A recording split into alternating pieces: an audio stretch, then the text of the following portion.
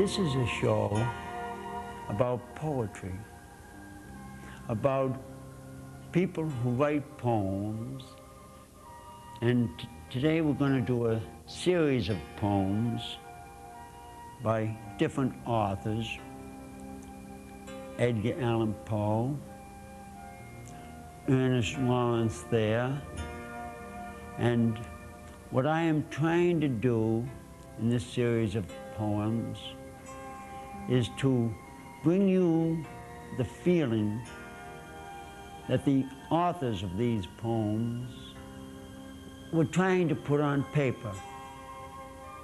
And the first poem is a poem I think you'll kind of like it. It's well, why don't we just watch it? Here it is now.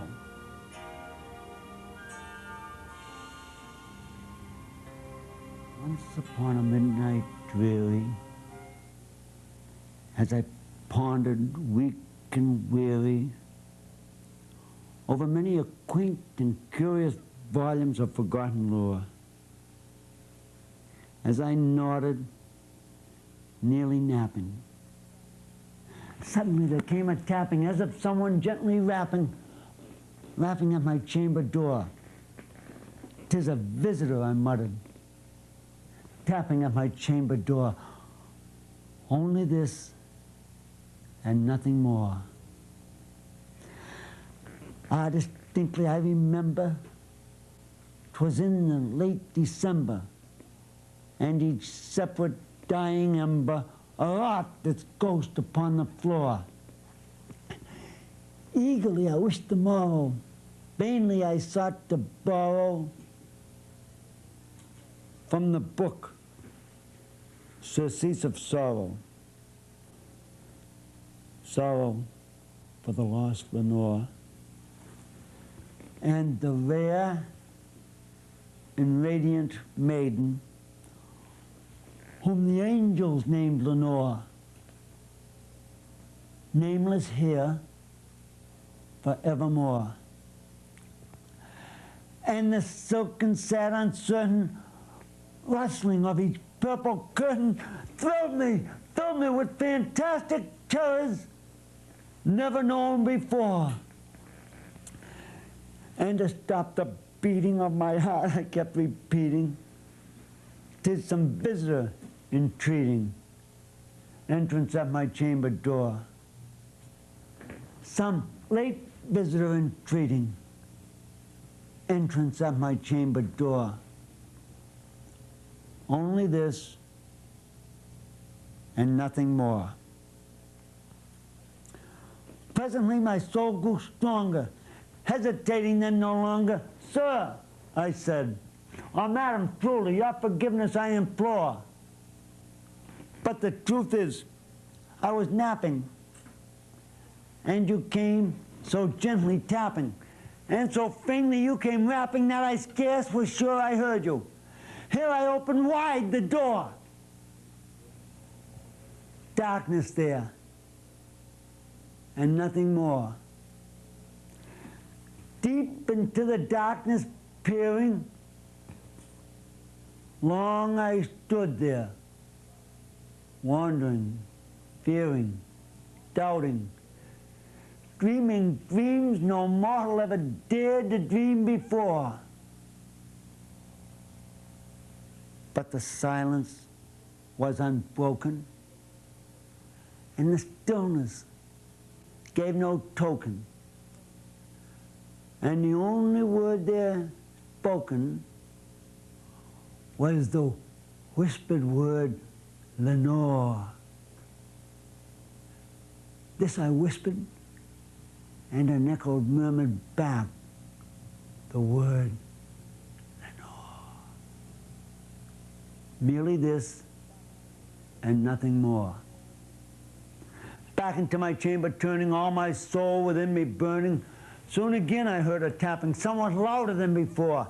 "Surely," said I, "surely that is something of our window lattice. Let me see then what the thread is and this mystery explore. Let my heart be still a moment and this mystery explore."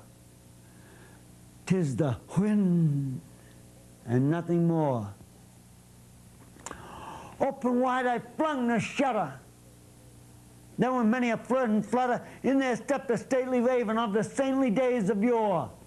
Not the least obvious matey, not a moment stopped or stayed he. But with mien of lord or lady, perched above my chamber door, perched upon the bust of Pallas, just above my chamber door, perched and sat, and nothing more. And then this ebony bird beguiling my sad fancy into smiling, by the grave and grim decorum of the countenance of war, though thy crest be shorn and shaven, thou, I said, art sure no craven, ghastly grim, an ancient raven, wandering from the nightly shore. Tell me what thy lordly name is on this night's Platonian shore. Quoth the raven, nevermore. Much I marveled this ungainly fowl to hear discourse so plainly, though its answer little meaning, little relevancy it bore. For we cannot help believing that no living human being ever yet was blessed with seeing bird above his chamber door, bird or beast upon the sculptured bust above his chamber door, with such name as nevermore. But the raven, sitting lonely on that placid bust, spoke only that one word, as if his soul in that one word he did outpour. Nothing further than he uttered, not a feather than he fluttered, till I scarcely more than muttered, other friends have flown before. On the morrow he will leave me, as my hopes have flown before. And then the bird said, nevermore. Startled by the stillness broken by reply so aptly spoken, doubtless said I what it utters is its only stock and store. Caught from some unhappy master, whom unmercifully disaster followed fast and followed faster, till his song one burden bore, till the dirges of his heart that melancholy burden bore. I never, nevermore. But the raven still beguiling my sad fancy into smiling, straight I wheeled a cushioned seat in front of bird and bust and door. And then upon the cushion sinking, I betook myself to linking fancy under fancied thinking what this ominous bird of yore, what this grim, ungainly, ghastly, gaunt, and ominous bird of yore meant in croaking nevermore. This I sat engaged in guessing, but no syllable expressing to the fowl whose fury eyes now burnt into my bosom's core. This and more I sat dividing, with my head at ease reclining on the cushion's velvet lining that the lamplight gloated o'er. On the velvet violet lining that the lamplight gloated o'er. She shall press, ah, nevermore. And then methought the air grew denser, perfumed by some unseen censer, swung by sapron, whose footfalls now tinkle on the tufted floor. Wrench, I cried, thy God has lent thee. By the angels he has sent thee. Respite, respite, and kind up a night, and forget this lost Lenore. Gwath, oh, Gwath and kind up a night, and forget this lost Lenore. Quote the Raven, nevermore. Prophet, said I, thing of evil, prophet still if bird or devil, whether tempest sent, or whether tempest tossed thee here ashore, desolate and all undaunted, on this desert land enchanted, on this home by horror haunted, tell me truly, I implore, is there peace in heaven? Tell me truly, I implore. Prophet, said I, thing of evil, prophet still, if bird or devil, by the heavens that bend above us, by the God we both adore, tell this soul with sorrow laden, if within the distant Aden he shall clasp a sainted maiden, clasp the rare and radiant maiden whom the angels named Lenore. Quote the Raven, nevermore. Be this word our sign of parting, bird or fiend, I shrieked up starting. Get thee back into the tempest and the night's Plutonian shore, and leave no black plume as a token of that lie thy soul has spoken. Leave my loneliness unbroken. Quit the bust above my door. Take thy beak from off my heart and take thy form from off my door. Quote the Raven, nevermore. But the Raven, never flitting, still is sitting on that placid bust of Pallas just above my chamber door, and his eyes have all the seeming of a demon that is dreaming, and the lamplight o'er him streaming throws his shadow on the floor. And my soul from out that shadow that lies floating on the floor shall be lifted nevermore.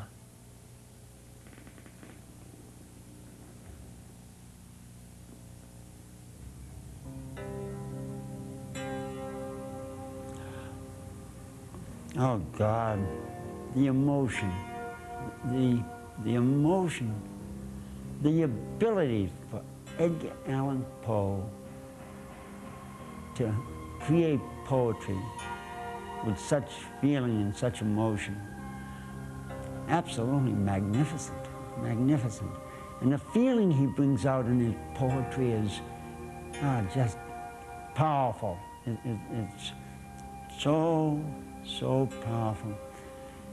And the hard thing to understand is Edgar Allan Poe always wanted to write poetry, and he was forced to write prose to make a living. Gosh, the emotion, I love it. It's overwhelming. It just gets to me. Now I'd like to change the emotion, the kind of emotion that we have. Still emotion, but what's coming up is a poem by Ernest Lawrence Thayer, and yeah, funny. It's different.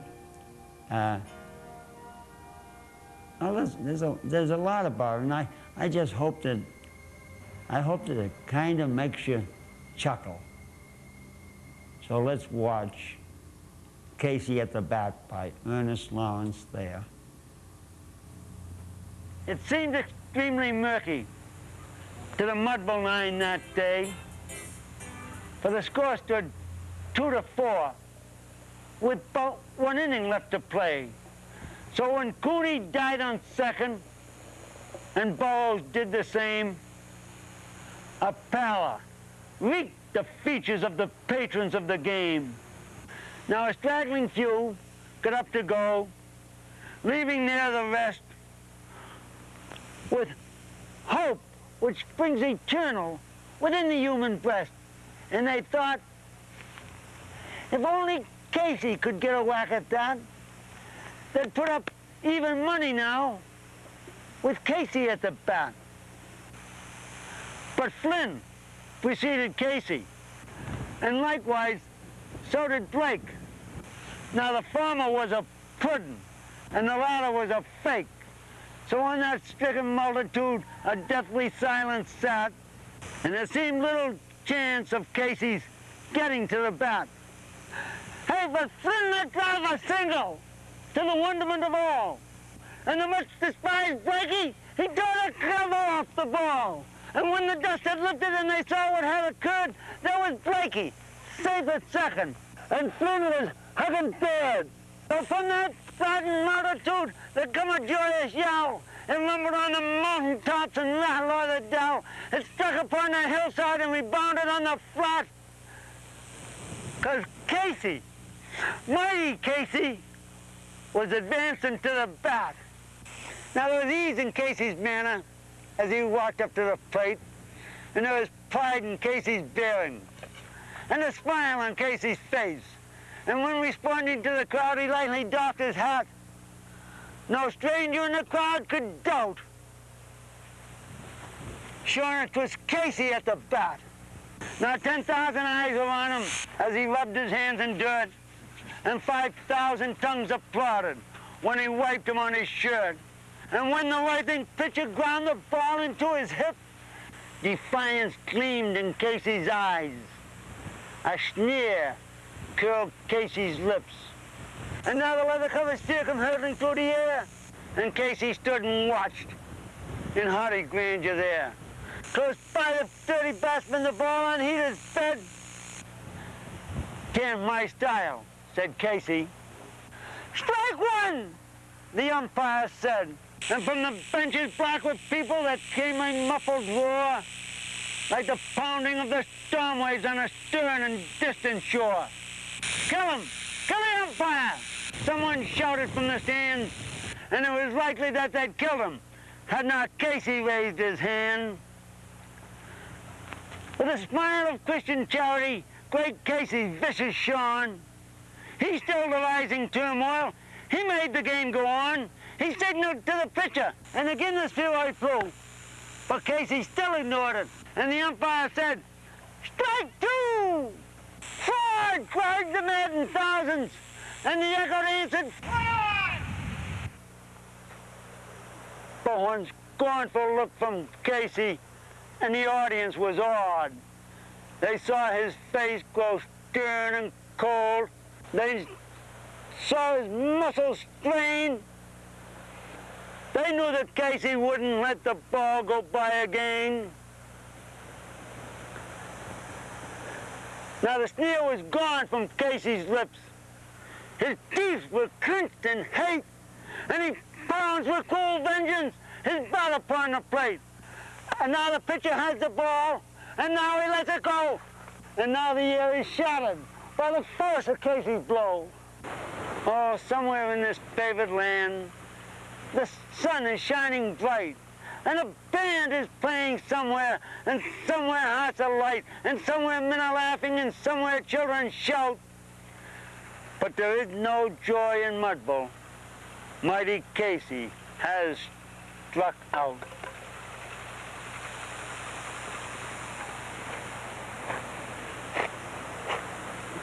Oh, gee. I tell you, that's not the...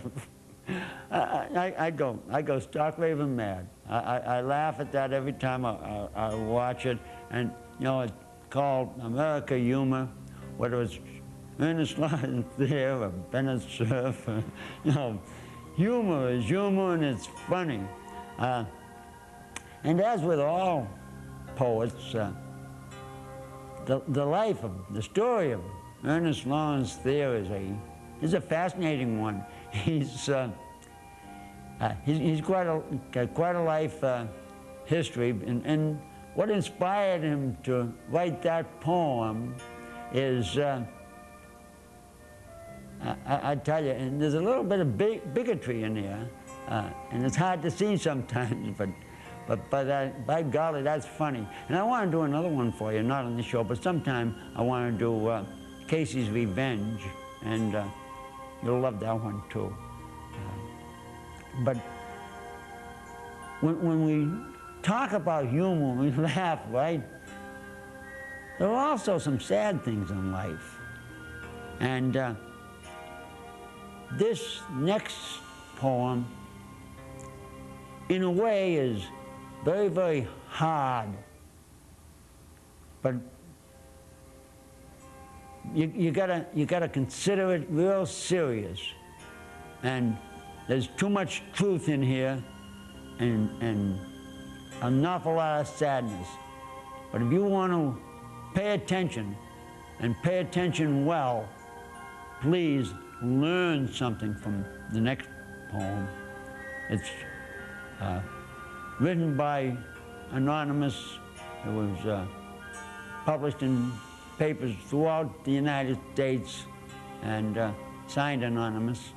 But it's a very powerful poem. And well, just watch this. The name of this poem is Cocaine.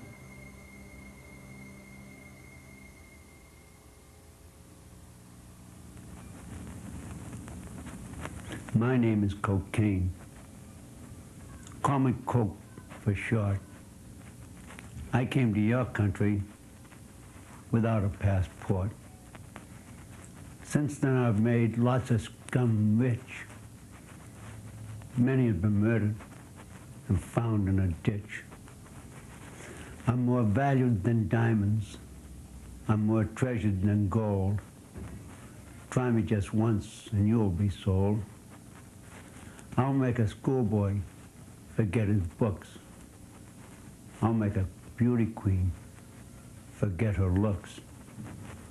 I'll take a renowned speaker and make him a bore. I'll take a housewife and make her a whore. I'll make a school teacher forget how to teach. And I'll make a preacher not want to preach. I'll take all your rent money, and when you're evicted, I'll murder your babies, or they'll be born addicted.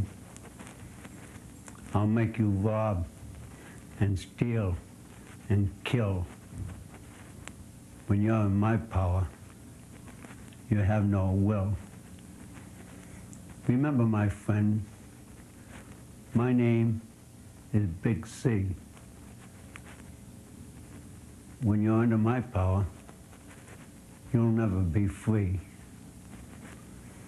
I've destroyed many actors, politicians, and heroes. I've depleted bank accounts from millions to zero. I make shooting and stabbing a common affair. When I take charge, you haven't a prayer. Now that you know me, what will you do? The decision is yours. It's all up to you. The day you decide to sit in my saddle, and the decision is one that no one can straddle.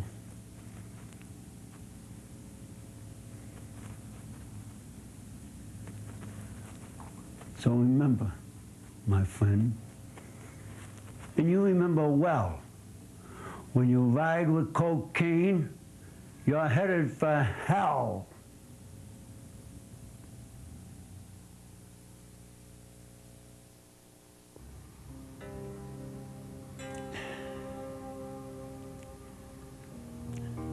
God, if you have a problem, there's only two people who can help. The good Lord and you yourself. You can help yourself. That poem is hard, and I know it's hard, but I wanted to help somebody. I'd like to have it help a lot of people, but if it helps anybody, I'm grateful. And there is, well, let me explain it this way. It was battered and scarred, and the auctioneer thought that it was scarcely worth his while to spend his time on an old violin, but he held it up with a smile. "What am I bidding, good people?" he say. "Who'll start the bidding for me? $1? Only one? Who'll make it $2? $2. And who'll make it $3? $3 once? $3 twice? Going for $3. But no. In the room far back, a gray-haired man came forward and picked up the bow, and wiping the dust from the old violin and tightening the loose strings, played a melody, soft and sweet, and just as pure as an angel sings. And when the music ceased, the auctioneer, in a voice that was quiet and low, said, "What am I bid for this old violin?" as he held it up with the bow. $1,000? Who'll make it $2? $2,000. And who'll make it $3? $3,000 once? $3,000 twice? Going and going and gone. And the people cheered, but some of them cried, "We don't quite understand what changed its worth."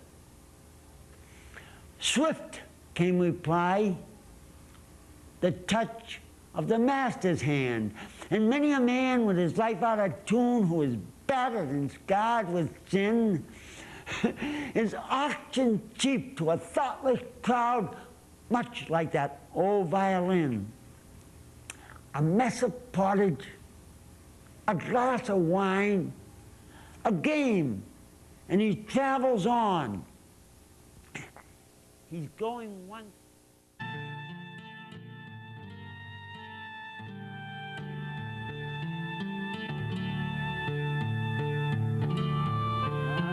I didn't tell anybody about my monkey business. Yeah. But he's doing your business. Yeah, then. okay. That's great. Well, as I said, this is just plain Bill, and his poetry was just plain Bill Frank. And I have Frank Quinn with me, who likes poetry. But more than that, we like each other. We do. Well, we're young friends, aren't we? We're young friends. Right. You heard of all the old friends. We're young friends. We're young friends. And you have a special poem that you said you would recite for me. Yeah. I forget the name of it now, but I'm sure if I ask you, you'll remember the name of this poem. The Vagabond's House? The Vagabond's House. Yeah. Because you kind of mentioned Before I do that, I told you that there was no such thing as strangers, didn't I? Yes, you did. There's no such thing as strangers. Strangers are only friends we haven't met yet. Mm-hmm. Right? So remember that, because very, very important. Yeah, we're going to do a poem tonight, and it's The Vagabond's House. And you mentioned to me, I forget the name of the author of that poem, the poet? What? It's anonymous. Oh, no, I'm sorry, that's Don Blanding. You told me that, right. Don Blanding. Don Blanding, Bill's Dream House. Right. Oh, yeah, this was written quite a ways before the book and before the motion picture. Because when you presented me, you said, "Now, Frank, do you know what a vagabond is?" Right. A wanderer, a drifter. A drifter. But And more than that, he's a dreamer. Right. And he's dreaming about this poem. About what he's going to do with his life, right?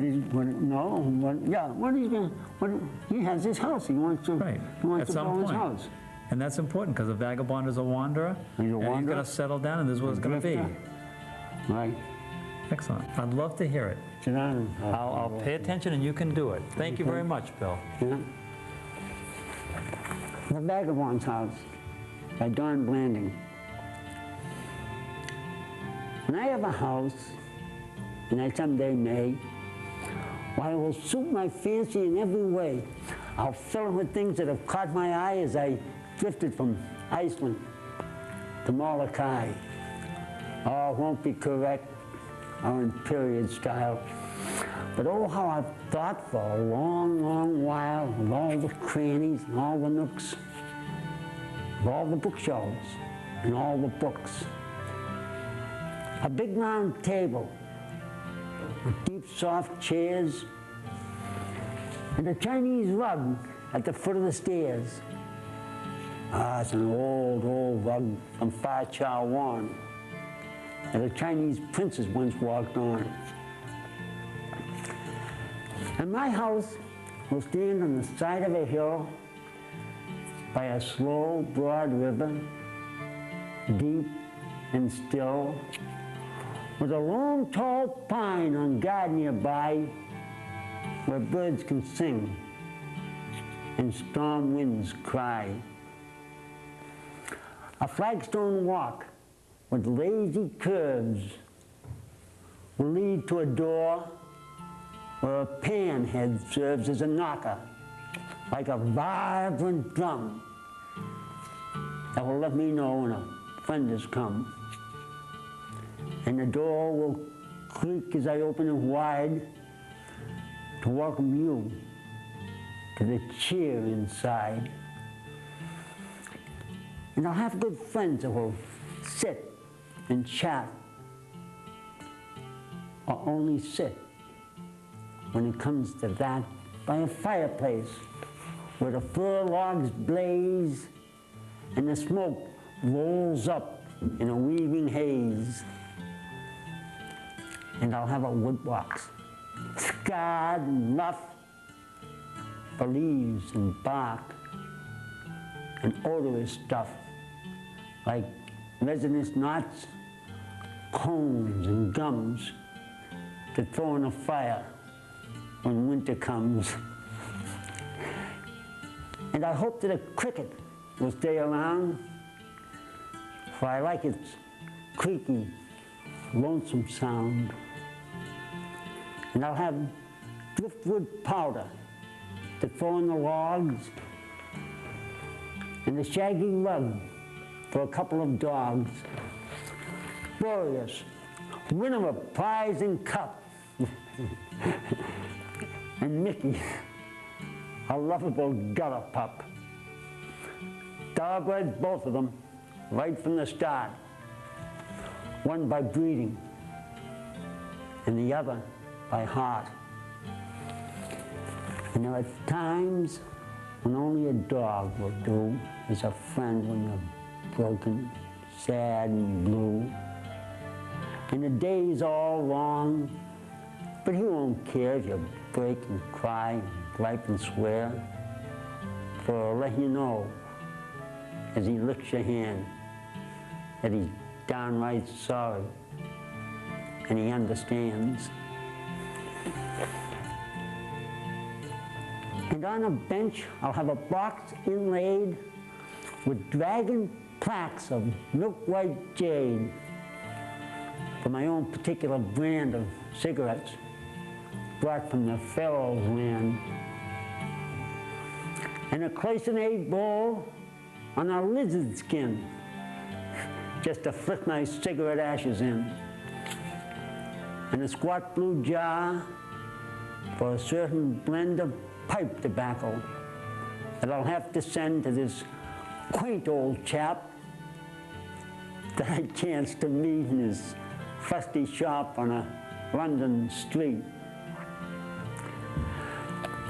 And a long, low shelf of teak will hold my best-loved books in leather and gold. And magazines on a bow-legged stand and a polylot mixture close at hand. And on the table, there will be a rich bouquet that I think the pixies must have made. Dull gold threads on blues and grays, weave patterns of puck, magic maze. And on the mantelpiece, I'll have a place for a little mud god with a painted face. It was given to me oh so long ago by a Philippine maid in Olangapo.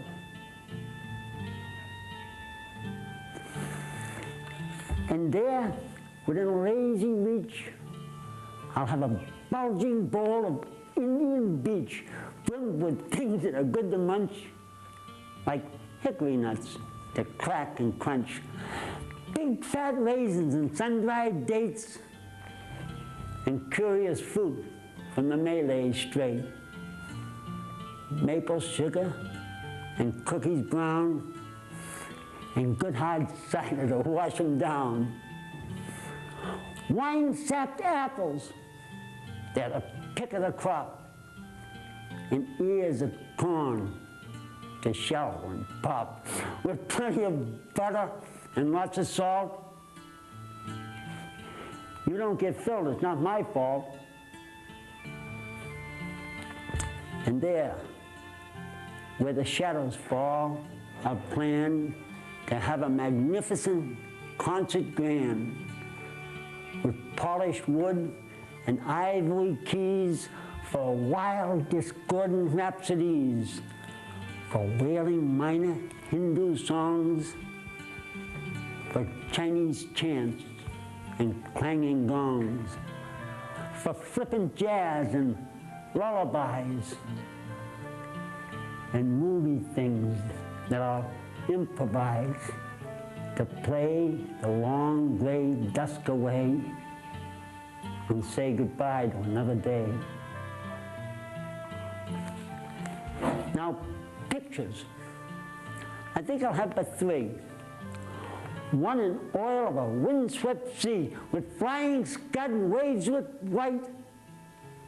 Why, I know a chap who can paint it just right in lapis blues and deep jade greens. A great big smashing fine marine who'll make you feel the spray in your face. I'll hang it over my fireplace. Now my second picture, it'll be a freakish thing, as gaudy and bright as a macaw's wing. An impressionistic smear called sin. A nude on a striped zebra skin by a Danish girl that I met in France. All my respectable friends will look askance at the purple eyes and the scarlet hair, at the pallid face and the evil stare. It's a sinister, beautiful vampire face. I shouldn't have it around the place, but I like, while I loathe that beastly thing. And I guess that's the way one feels about sin. But the picture that I love best of all will hang alone on my study wall, where the sunset glow and the moon's cold gleam will fall on the face and make it seem that the eyes in the picture are meeting mine, and the lips are curved in a fine, sweet rhyme. It's a wistful, tender, provocative smile that has stirred my heart for a long, long while.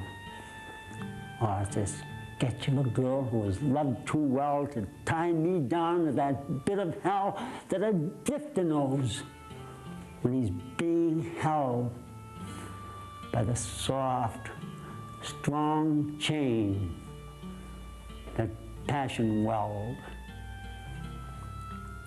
It was best for her, and for me, I know that she measured my love and bade me go. For we both have that great illusion yet, unsoiled, unspoiled by vain regret.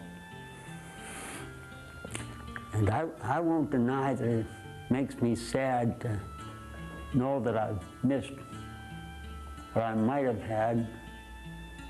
It's a clean, sweet memory, quite apart. And I was faithful in my heart. Now, all of these things I will have about, not a single one can I do without. Cedar and sandalwood chips to burn in the tarnished bowl of a copper urn. My paperweight, it's a meteorite that seared and scarred the sky one night. A moral kiss, my paper knife. It once slit the throat of a Raja's wife. And the beams of my house will be of fragrant wood that once in a giant jungle stood as brave tall trees where leopards crouched, where parrots screamed and a black man crouched. And the roof of my house will have a rakish dip that leads to an eaves where the rain will drip in a damp, persistent, tuneful way. It's a pleasant sound on a dreary day. And I hope that a shingle will be loose somewhere to scream like a banshee in despair when the wind is high and the storm gods race. And I am snug by my fireplace. And I hope a couple of birds will nest around my house. Well, I'll do my best to make them happy so that every year they raise their brood of fledglings here.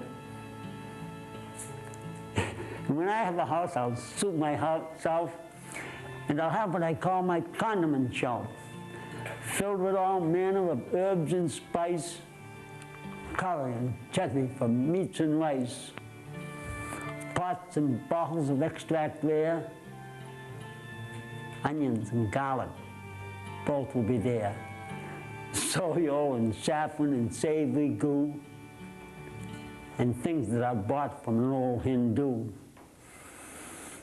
Ginger and syrup and quaint stone jars, almonds and dates and tinsel bars, Astrakhan caviar, highly prized, citrus and orange peels crystallized, anchovy paste and poha jam, basil and chili and marjoram, pickles and cheese from every land, and flavors that come from Samarkand. And hung from a string on a nearby hook will be a dog-eared, well-thumbed book, pasted full of recipes from France and Spain and the Caribbees, roots and leaves and herbs to use in curious soups and old ragouts.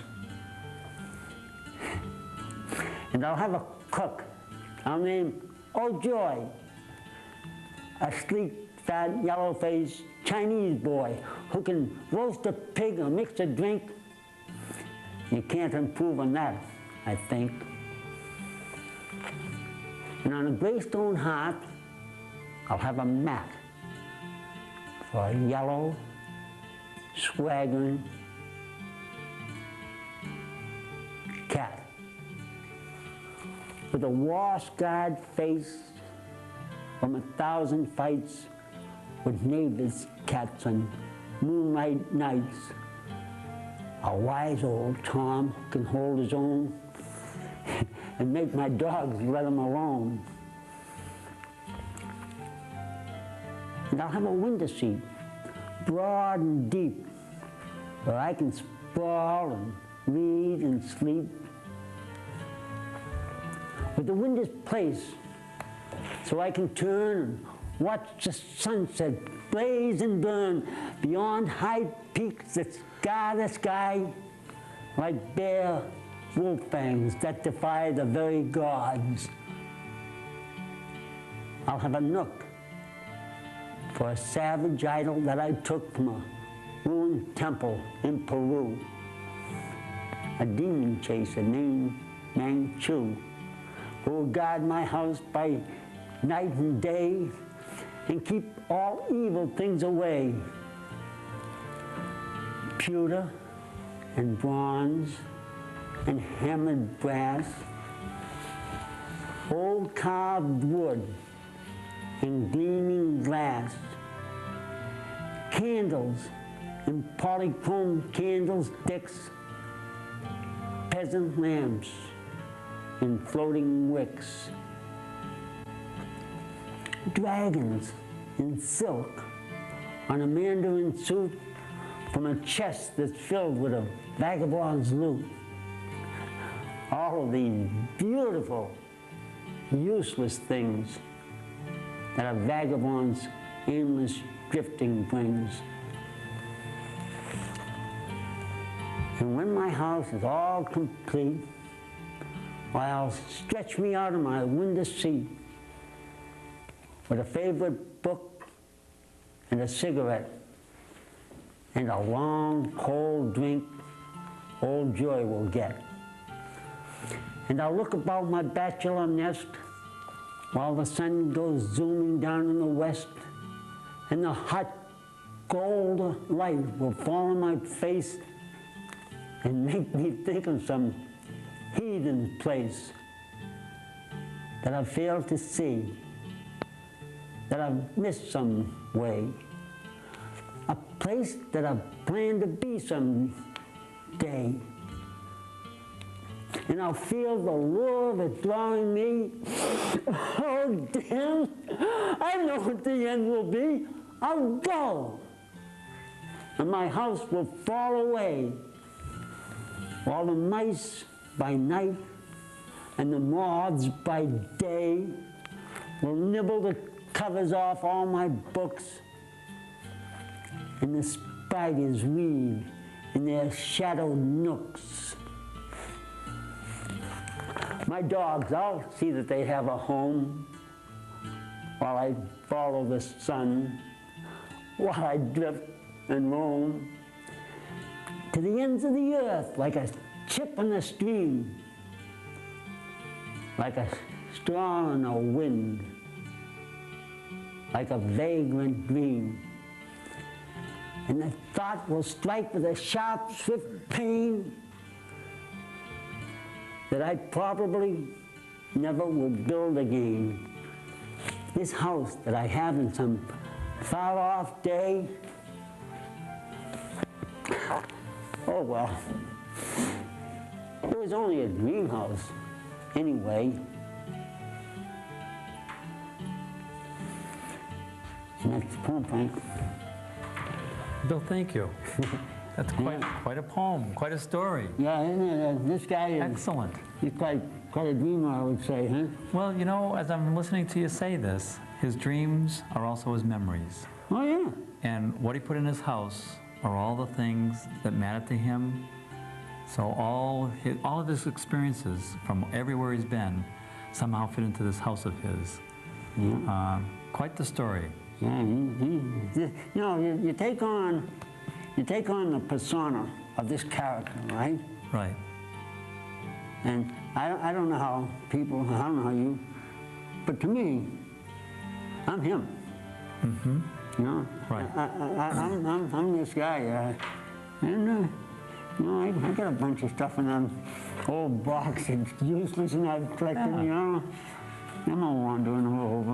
Well, I'm thinking of my own home, thinking, you know, that's where you put your treasures. The things that matter and mean something to you is what goes into your home. And that's kind of what he's saying. These are all the things that matter to him and have meant something in his life to him. Well, you know, you make me feel good when you say, as I was listening to the poem, I thought about my own. Okay. You know? I mean, that tells me that someone besides myself can relate to this guy, the guy who I think I am. You are. And someone can walk into your home, and just by being there, there's all these different parts of you. Yeah, You yeah, know, yeah. because you're there. That's how you express yourself. I think everybody, I think everybody who listens can see a part of themselves somewhere in that home. Well, he's been everywhere. Yeah, he's been around. So you can envy him, you know, Yeah. because he certainly has a lot of the riches that life can offer. But in his own mind, that's where his home is right now. Yeah. Because he put it all together and said, this is what matters to me. Yeah, and he not only describes the things he has in his home, but I think he kind of describing what they mean to him. Like these pictures are meaningful to him. Right. This bulging bowl of stuff is meaningful to him because it doesn't come from here. It comes from the Malay Strait, or it comes from here and there. Right. So, you know. But you know he's been there. Yeah. I mean, that's a piece of his life he put in his home. That's what's important. Yeah, yeah. And it brings out what poetry is all about. It brings out, you know, I've had people say to me, Bill, I don't like poetry. I don't like it at all. But I like what you do, you know?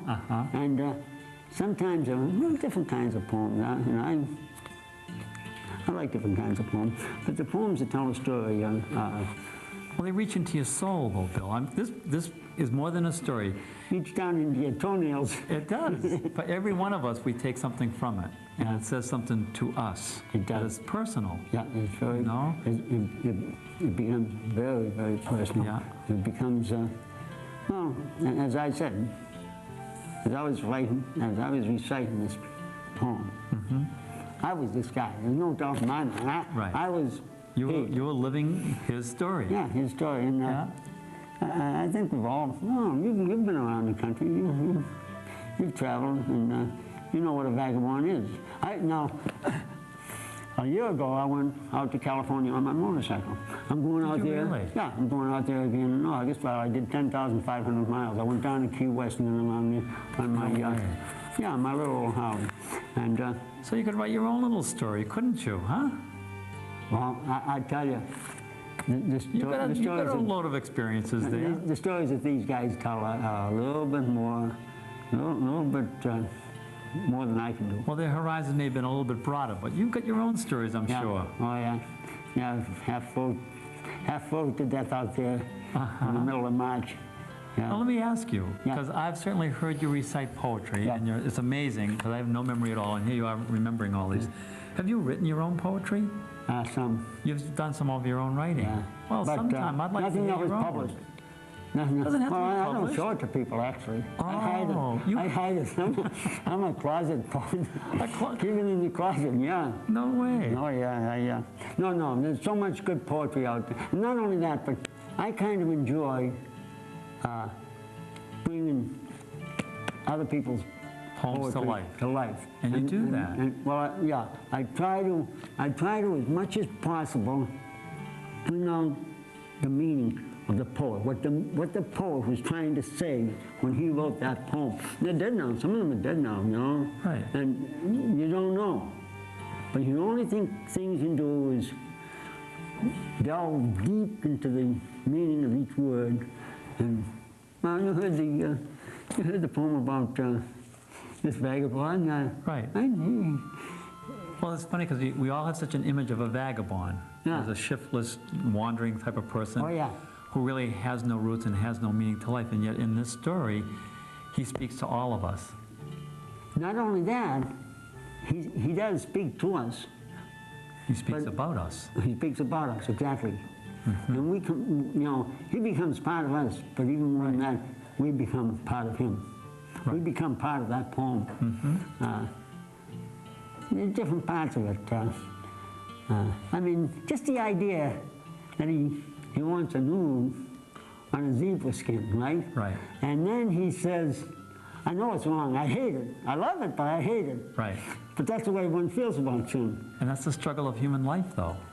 I mean, that is the struggle that all of us go through constantly. That's exactly what he's writing about, yeah, you know? That's exactly No, he captures the human experience, and as far as I was listening, I thought, that says it all.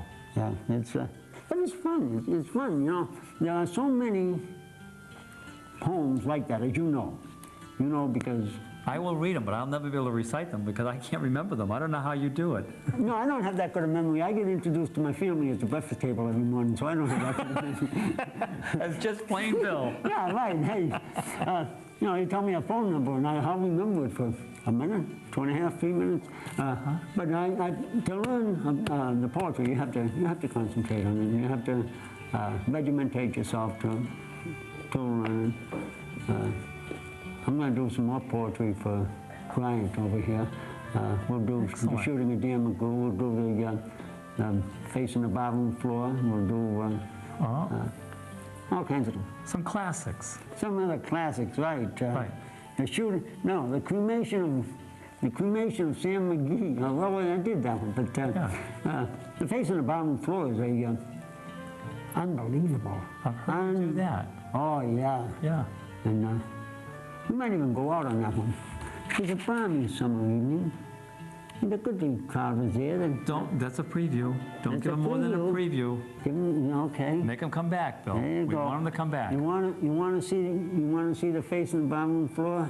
Well, we'll draw it for you in verbiage, Excellent. in words. Right. And you will actually You'll see. have a picture. Yeah, you'll have a picture of the face in the bathroom floor. And there's another poem about... Well, I gotta say thank you, and we have to end. Hey, here But we it's go. been a real experience, Yeah, Bill. down the road, on the road, in the window. We'll see you down the road. Hey, it was fun doing the show with. Well, thank you for reading to me. I appreciate you giving me a little piece of life. Did you enjoy the poem? I did.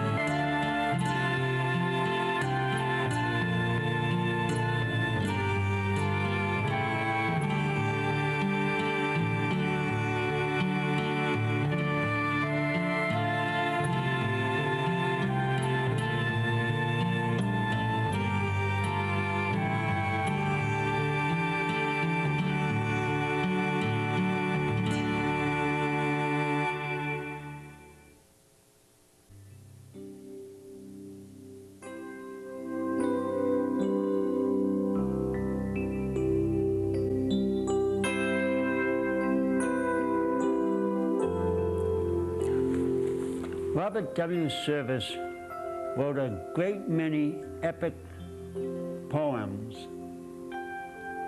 and one that I like very much, and at this time I'd like to dedicate it to the working man, the blue-collar worker, the man who works with his hands, and it's called The Song of the Wage Slave by Robert W. Service. Here it is.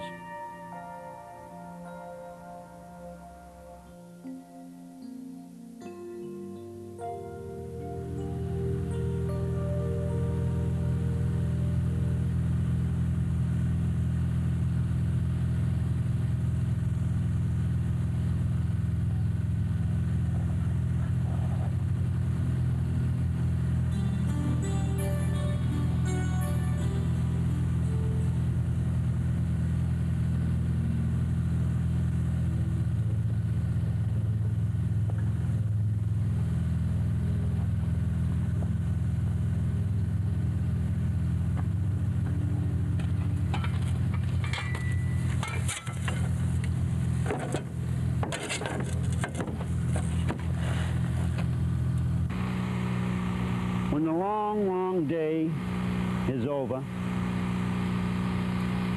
and the big boss gives me my pay, I hope there won't be hellfire, as some of the parsons say. And I hope that it won't be heaven with some of the parsons I've met. I just want quiet, rest, and forget. Look at my face, toil-filled. And look at my calloused hands. Master, I've done thy bidding. Lot in the many lands. Lot for the little masters, big-bellied they'd be, and rich. I did their desire for a daily hire, and I die like a dog in a ditch. I've used the strength thou hast given me. Thou knowest I did not shirk. 80 years of labor. Thine is a long day's work. And now, big master, I'm broken and bent and twisted and scarred, but I've held my job, and thou knowest. Thou canst not judge me hard. Thou knowest my sins are many, and I've often played the fool. Whiskey and cards and women, they made me the devil's tool. And I was just like a child with money. I flung it away with a curse, feasting a flaunting parasite or glutting a harlot's purse. Then back to the woods repentant, back to the mill or the mine. I, the worker of workers, everything in my line. Everything hard but head work. I'd no more brains than a kid. A brute with brute strength to labor, doing as I was bid.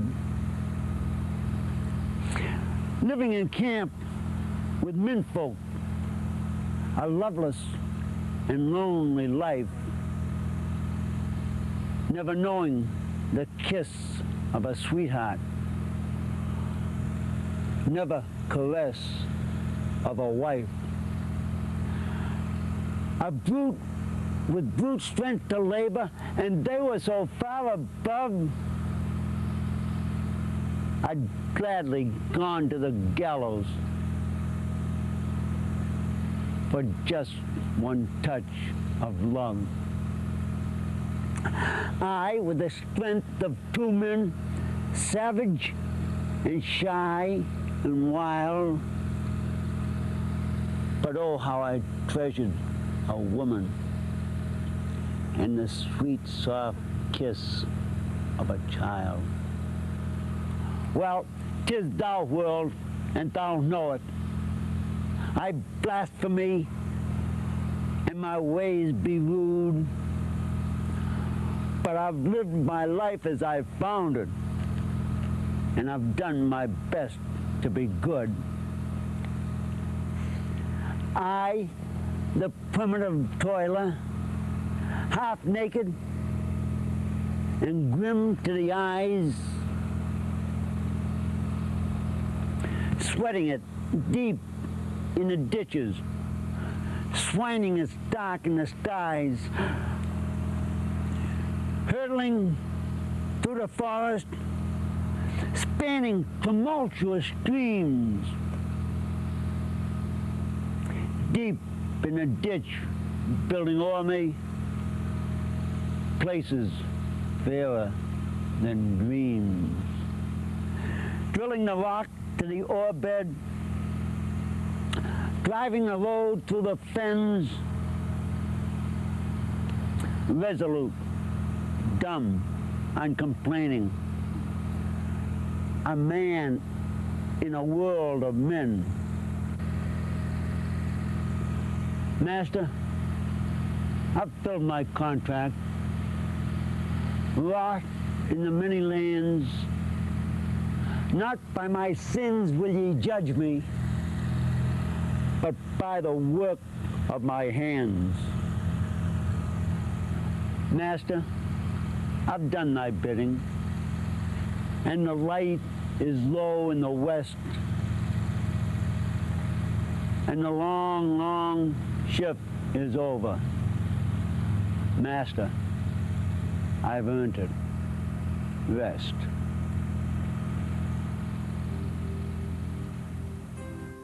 Master, I've earned it. Rest. Not by my sins will you judge me, but by the work of my hands. Robert W. Service, I think he was one of the great poets. He's been ridiculed and he's been everything. Robert W. Service was a Canadian.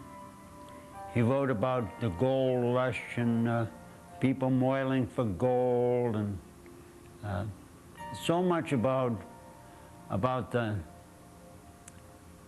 North Country, the coal country, and it is cold up in the North Country. It's very, very cold. But there's one man who could not tolerate the cold.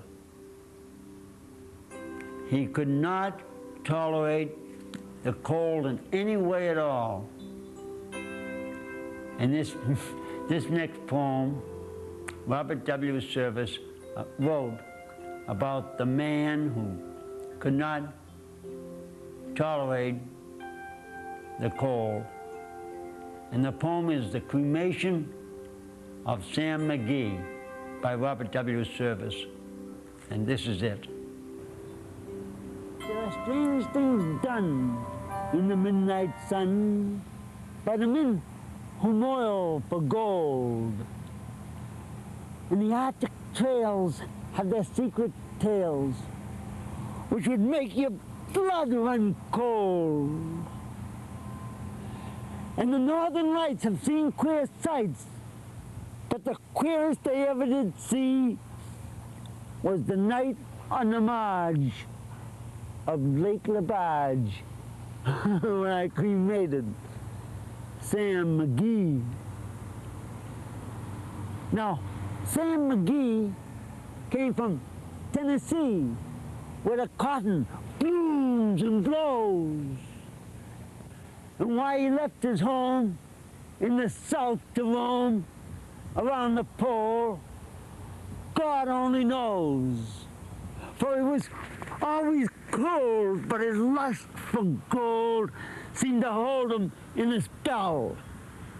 And then he'd often say, in his homely way, Bill, I'd sooner lived in hell.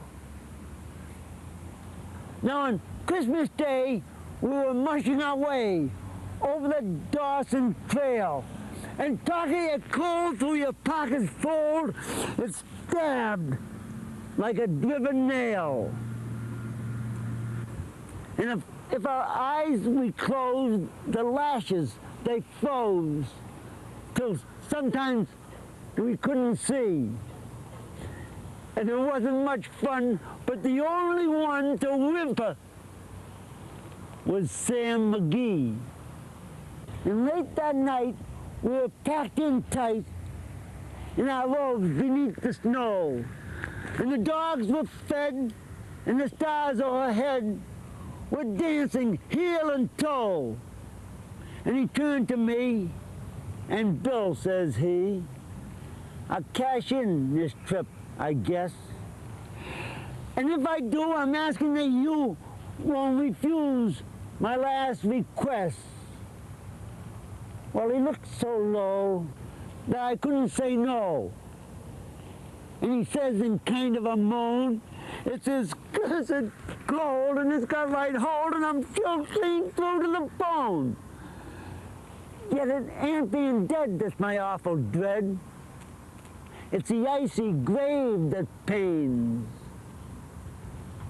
So I'm asking you to swear, foul or fair, that you cremate my last remains. Now, a pal's last need is a thing to heed, so I swore I would not fail. And we were on at the streak of dawn Oh, God, he looked ghastly pale. And he clutched to the sleigh, and he raved all day of his home in Tennessee. But by nightfall, a corpse was all that was left of Sam McGee. And now there wasn't a breath in this land of death. So I hurried, horror-driven, with a corpse half hid that I couldn't get rid because of a promise given. It was lashed in a sleigh, and it seemed to say, you may tax your brawn and your brain, but your promise true, so it's up to you to cremate these last remains. Now, a promise made is a debt unpaid, and the trail has its own stern code. So in the days to come, though my lips were numb, in my heart how I cursed that load. And in the long, long nights, by the lone firelight, and the huskies all in a ring, sang out their woes to these homeless snows. Oh God, how I loathe that thing. And every day that quiet clay seemed to heavier and heavier grow. But on I went, though the dogs were spent and the grub was getting low. And the trail was bad, and I felt half mad, but I swore I wouldn't give in. And I'd often sing to that hateful thing, and it hearkened with a grin. Till I got to the marge of Lake LaBarge, and there the derelict lay. It was jammed in the ice, but I saw in it thrice. It was called the Alice May. So I looked at it, and I thought for a bit, and I looked at my frozen chum. And there sat I, in a sudden cry, is my crematorium. Now some planks I tore from the cabin floor, and I lit the boiler fire. And some coals I found that were lying around, and I heaped the fuel higher. And the flames they soared and the furnace roared, such a blaze you seldom see. And I burrowed a hole in the burning coal, and I shoved in Sam McGee.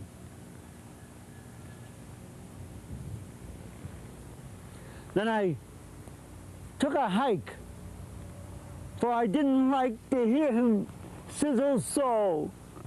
And the skies they scowled, and the huskies howled, and the wind began to blow. It was icy cold, but the hot sweat rolled down my face, and I don't know why. And the greasy smoke in an inky cloak went streaking down the sky. Oh, I don't know how long in the snow I wrestled with grisly fear, but the stars came out and they danced about. Again, I ventured near. I was sick with dread, but I bravely said,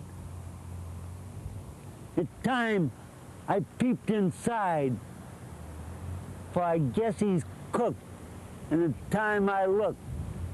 Hear the door, I opened wide. And there sat Sam, sitting cool and calm in the heart of the furnace roar. And he wore a smile you could see for a mile. And he said, Bill, close the door, for it's warm in here, but I greatly fear that he'll let in the cool and the storm. Since I left Plum Tree down in Tennessee, it's the first time I've been warm. Oh, there are strange things done in the midnight sun by the men who moil for gold. And the Arctic Trail have their secret tales, which would make your blood run cold. And the Northern Lights have seen queer sights, but the queerest they ever did see was the night on the marge of Lake LaBarge, when I cremated Sam McGee.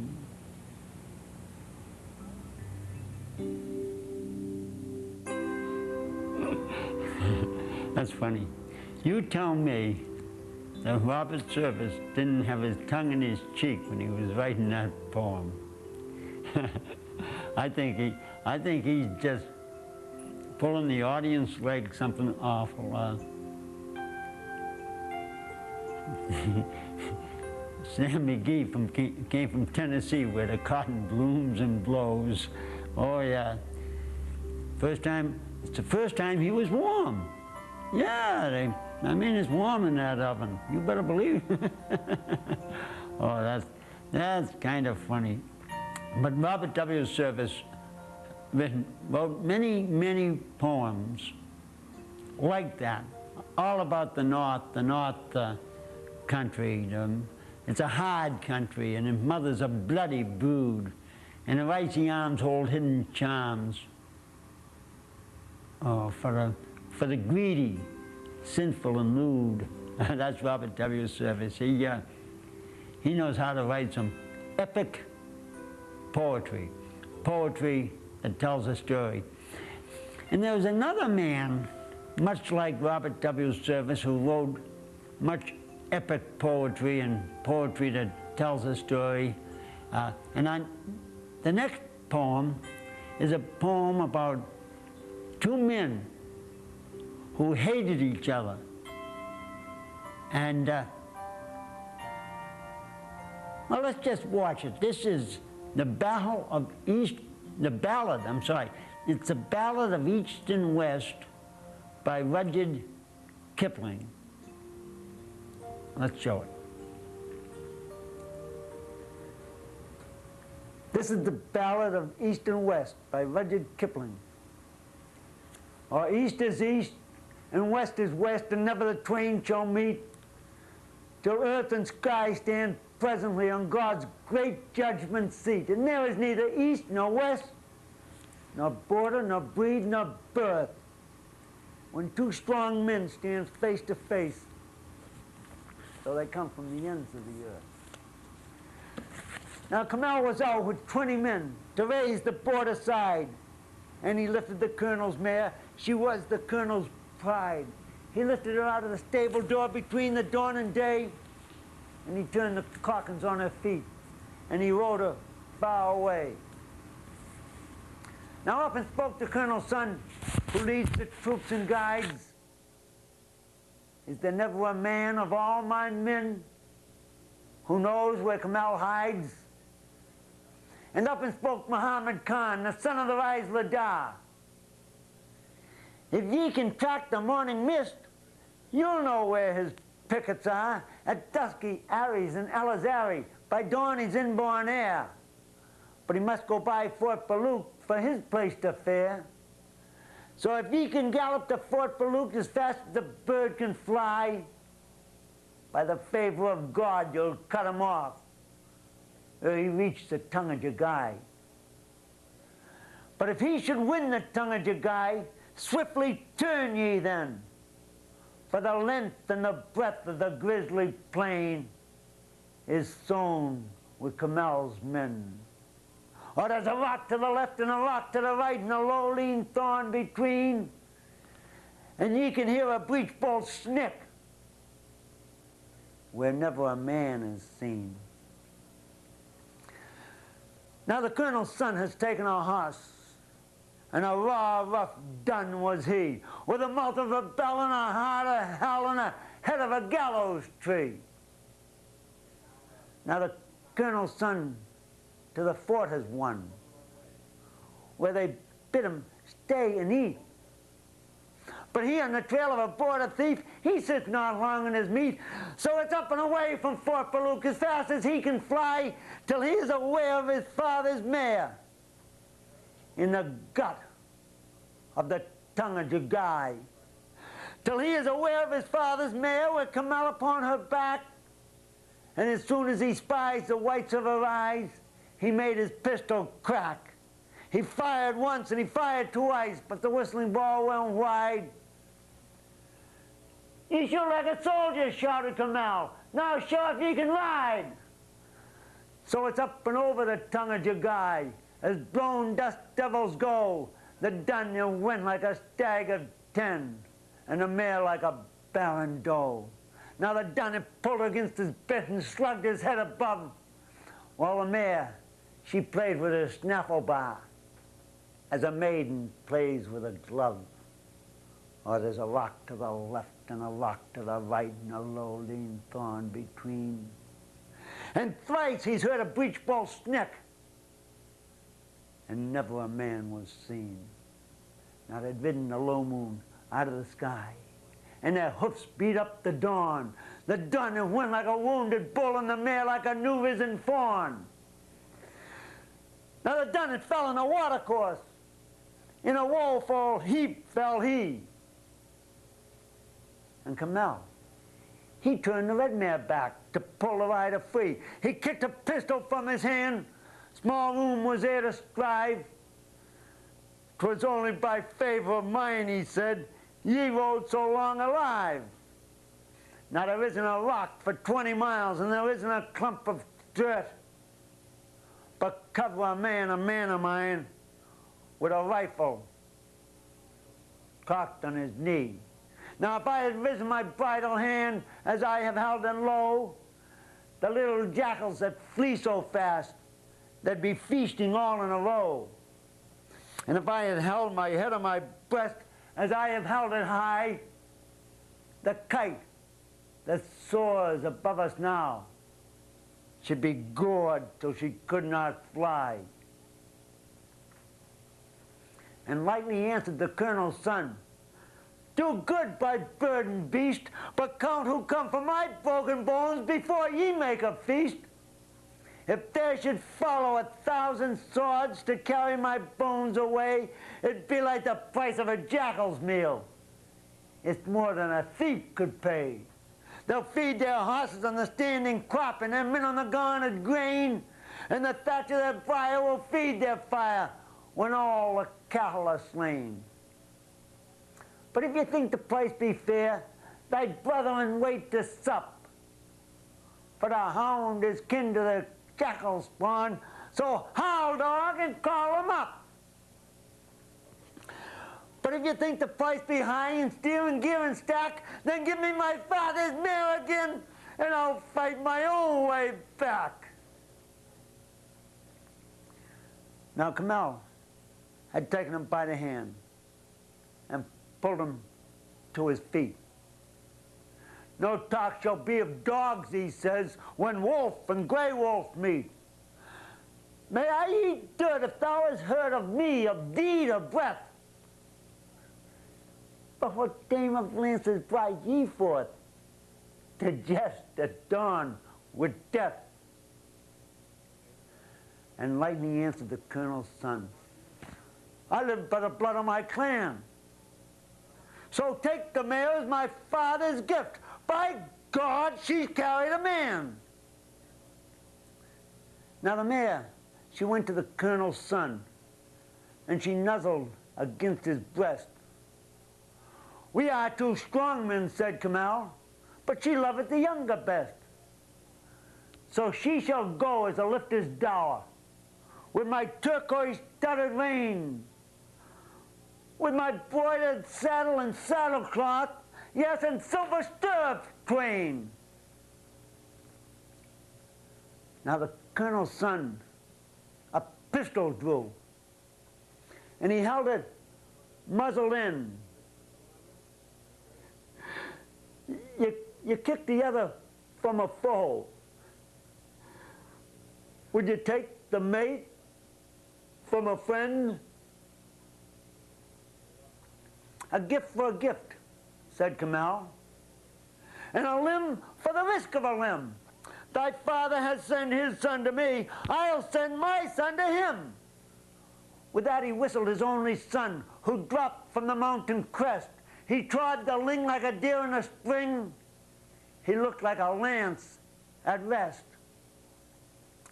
Here is thy master, said Kamal. He leads the troops and guides, and ye must ride on his left side, as shield on soldier rides, till death or I cut the tie in camp or bed or bread.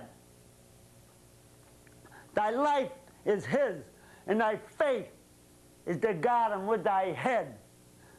And thou must eat the queen's white meat, and all her foes be thine. And thou must harry thy father's hold for peace on the borderline. And thou must make a trooper strong and hack thy way to power. It'll be like the razor to rise Ladour when I am hanged in Peshawar. Now the two men looked each other in the eye, and they could find no fault. And they took the oath of brother and blood on leavened bread and salt. They took the oath of brother and blood on fire and fresh-cut sword, on the heft of the haft of the Khyber knife, and the wondrous name of God. Now the colonel's son, he rode the mare, and Kamal's boy the dun, and the two returned to Fort Baluk, where they'd gone forth but one. And when they raised the quarter guard, full 20 swords flew clear, for there wasn't a man but carried a grudge with that son of a mountaineer. Ha done, said the colonel's son. Put up the steel of your sides. Last night ye struck at a border thief. Tonight he's a man of the guides. Or east is east and west is west, and never the twain shall meet till earth and sky stand presently on God's great judgment seat. But there is neither east, nor west, nor border, nor breed, nor birth when two strong men stand face to face, though they come from the ends of the earth.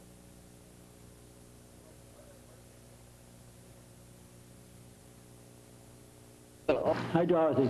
Hello, Mr. Hammond. You're so good and you're smiling, and you look as though you're happy you're doing this. What are you going to talk about? Well, first of all, you talked about me smiling. I'm smiling because I'm so young. We're just a couple of kids here, Dottie, having fun. Young at heart. Yeah. Yeah, my name is Bill Hammond. Yeah? Past commander of the Whitman, Post 697. Yeah? And I'd like, you asked me what I was going to talk about. One of the things a couple of things that Stanley mentioned, I'd like to expand upon. Oh, I hope you will. Yeah, and one of the things, and I think it's important, is the parades. The parades and the displays we have. We have a Memorial Day, and I think it's kind of sad that so very few people come out. And I don't know why they why they do not come out, because and I hate the word I, but I happen to be the captain of the color guard for the post, and we parade on any occasion, and all occasions that we request to. And to parade and see some of the people not come out. Now, we had a picture on the internet, and it's on the bulletin board downstairs, and the colors are passing by. But nobody knows what to do, or they don't do. Well, the thing is that all the people are sitting on the sidewalk, nobody salutes, nobody stands up, and in that picture, only one man was standing. Huh. And and he is in a wheelchair. He's the one man that got up out of his wheelchair to stand To show pay respect respect. to the flag I know. and to the people who lost their lives. Yeah. Now, if I may expand upon that, Dorothy, you know, we're talking about, I happen to speak about World War II. Sure. Because I was in World War II. Sure. I was in the United States Army infantry. And Harry Blakeman and myself had an opportunity, along with many others, to go down to Washington, D.C., at the dedication of the memorial for World War II. Yes. And they have the entire monument consists of smaller monuments from each state. I see. And each one of those smaller monuments is a granite stone with a hole in the middle. And names on. No. No. Just says Massachusetts, Iowa, I get Tennessee, and it's just the state. But each one of those monuments has a hole in it to represent the people who are now missing, who died and gave their lives. Oh, I see. And there is also, on that monument, I've wondered what that was. Thank you for telling me that, because I've wondered, you know, when you see the picture, it's a beautiful monument. I said, what in the world? Now it makes sense. Yes. Now, they have a wall that's very similar to the Vietnam Wall. The only thing is that there are no names on it. I see. If they put names on it, it would be miles long, and they just couldn't do that. I see. Okay, so what they did is they put stars on this black granite wall, gold stars. Now, on that wall, they have columns of stars. And in each column, there is 16 stars. Yeah? And there are 250 columns. Oh, I Now, if you do the arithmetic, 16 times 250, it comes out to 4,000. Yeah? So that's 4,000, and these are Americans who gave their lives Lives, yeah. so that you and I can be sitting here free. It's safe. And Now, of those 4,000 stars, each star represents 100 people who gave their lives to oh, keep. yes. And if you do the arithmetic again, Yeah, yeah. 4,000 a lot. times 100, 400,000. So that's a lot of people Who gave their lives.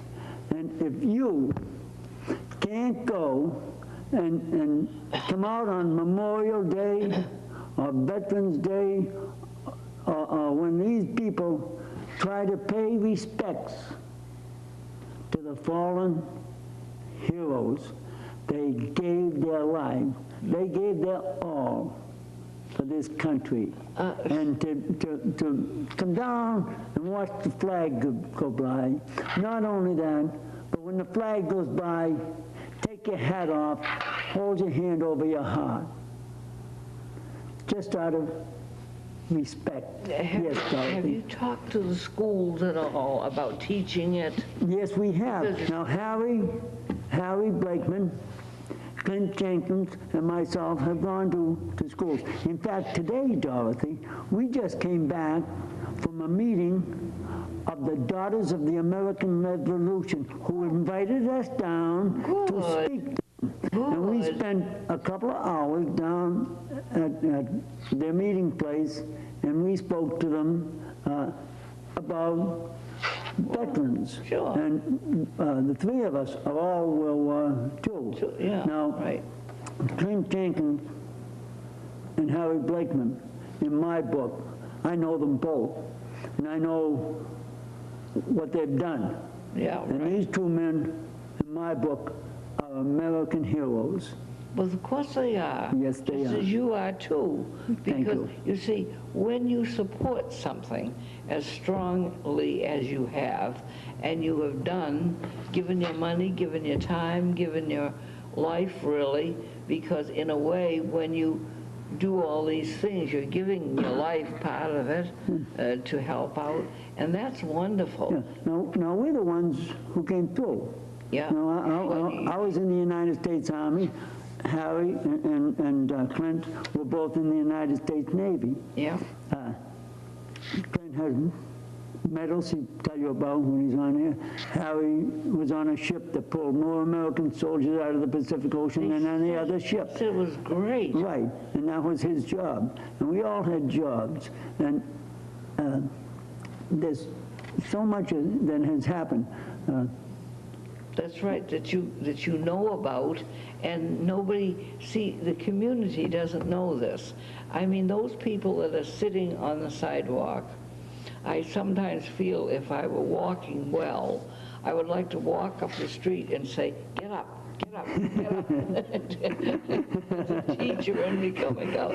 They probably say, oh, you go fry an egg. You know, Dottie, you do so well even now. You do a lot. Well, I try to get it across to the people that these people gave their lives. Their families were hurt. Their children were hurt. Their wife was hurt. Or if it was a wife, it was the husband was, you know, left to... Many Americans were left on the battlefield, and the reason they were left on the battlefield is so you and I can be in America here and be free to do a program the way we want to without any government intervention or any government telling us how to do it or what we can do. We're free. Yeah. And freedom costs, freedom is very expensive, you know. Well, freedom is very, it vanishes. You know, you reach out for it, and it's not there. Yes. Unless you people have been like your veterans who dared to stand and say, we are going to be counted, and that's it. And you're not going to tell us that we cannot be free men, because we are free men. And that's the way it's going to be. You know, we're telling these daughters of the American Revolution, the daughters of the American Revolution today, that we could have lost that war just in the Battle of Bastogne alone, the Battle of the Bulge. Yeah. And because our supply lines were stretched out 500 miles. And if the Germans had captured Antwerp Harbor, they would have had it. We would have no supplies. No, see. You know? And that could have changed the entire complex of the war. That's right. See, you don't realize, unless you're a general or somebody who studies and knows what's going on, because the ordinary public does not know. I know that those people probably, if you said to them who are sitting on the side, why are you doing that? Why aren't you sure? Well, I respect the flag. Yeah. I don't know that they should stand up. They don't know that they should place their hand over their heart. Yeah. It's so sad. Yeah, well, because, yes. You know, really, because it just isn't, it's one of those things that you wish that you could be a fly on the wall and buzz in their ear and say, get up, get up. You know, and during the war, there were soldiers and there were sailors, and they fought hard and they did things. But there were other hardships during World War II that people aren't cognizant of it. For example, gas rationing, where people could only get 3 gallons of gas a week to go to their work or whatever. There was meat rationing.